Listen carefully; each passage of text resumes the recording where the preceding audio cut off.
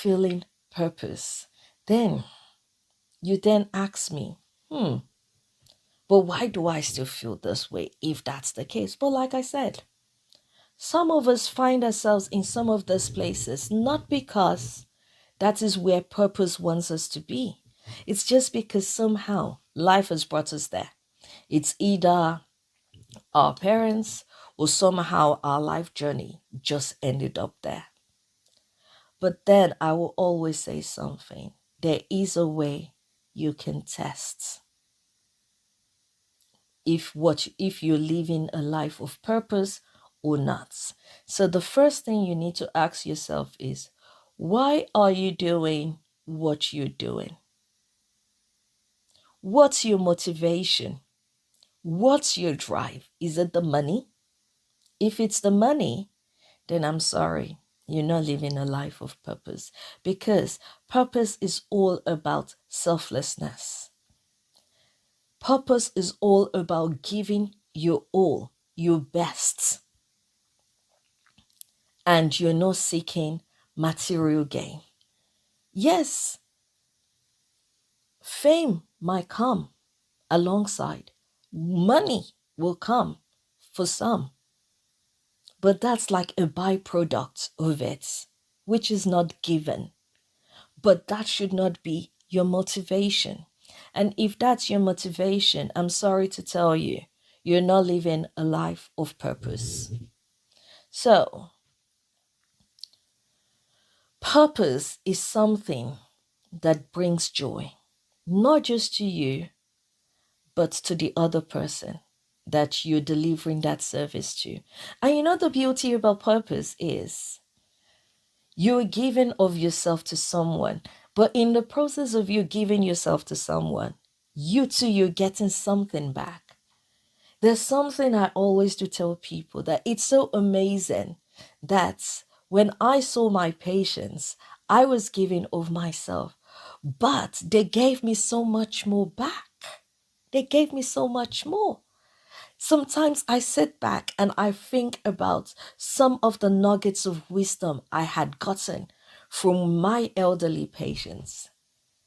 It's invaluable. So you then realize that it works both ways. And there is a scripture that also talks about he who waters also gets watered. And that's the reality. When you give, you get back. It may not be the exact thing of what you're given, but you get something that you unconsciously never realized you actually needed. So, purpose brings comfort to people.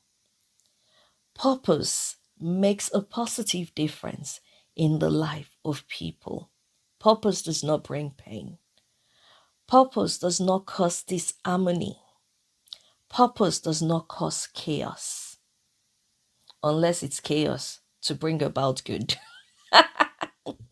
Anyway, sorry, I digressed. So, how do you find your purpose? Now, like I said earlier in this conversation, that until I struggled with finding purpose until I stumbled upon the scripture, and this scripture can be found in Ecclesiastes 9:10. And it just simply put was, whatever you find your hand to do, do it with all your might. And when I found that verse, it set me free because it suddenly made me understand that I am there praying, fasting, waiting, looking left, looking right for purpose. But here it was saying, whatever I find to do with my hands, I should do it with all my might. And here was me working as a physiotherapist. And I told myself, okay, if that's the case, I will work with all my might. I will pour myself into my job and I would give myself to my profession. And I did. And the moment I began to do this and I began to approach my work with this mindset, there was a joy that began to come into my heart. There was a delight that seeped into me. And work stopped being work. Work became my mission. And I used to tell my colleagues, oh, that physiotherapy is more than a job. It is my mission. Because for me, that had become my purpose. Now, I did say that purpose is a process. Purpose evolves. Yes. So, now here is me working as a physiotherapist. And the more and more I kept pouring myself, the more I began to even understand more about me, the more I began to discover about me, the more I began to seek understanding, knowledge, wisdom. And I began to open my mind to understanding, to wisdom. Soon I began to realize that I was being, somehow there was a natural flow. And I began to discover certain qualities in me that I never knew I did have. And one of the qualities was the desire to want to see the best out of people. And it wasn't just my patients now, it was just people in general, especially when I saw people who I could see potential, but they were working below potential. They were undercutting themselves short. And probably because of one or two things that may have happened in their lives, they were not able to move past a particular point in their lives and they seemed stuck. And suddenly there was that burden in me, and I just felt like, oh, if only I could help this person. And that was how it started. And it's so amazing how it had evolved so much.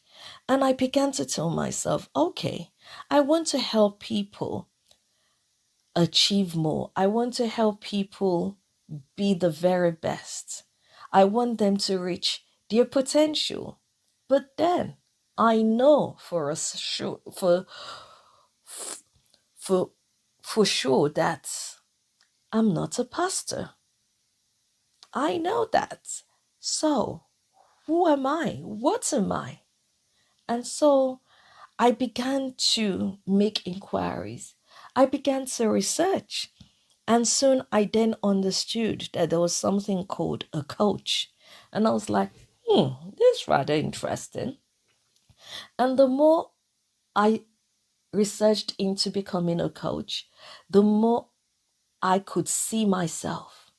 And the more I felt drawn into it. And that was how I knew I was on the right track.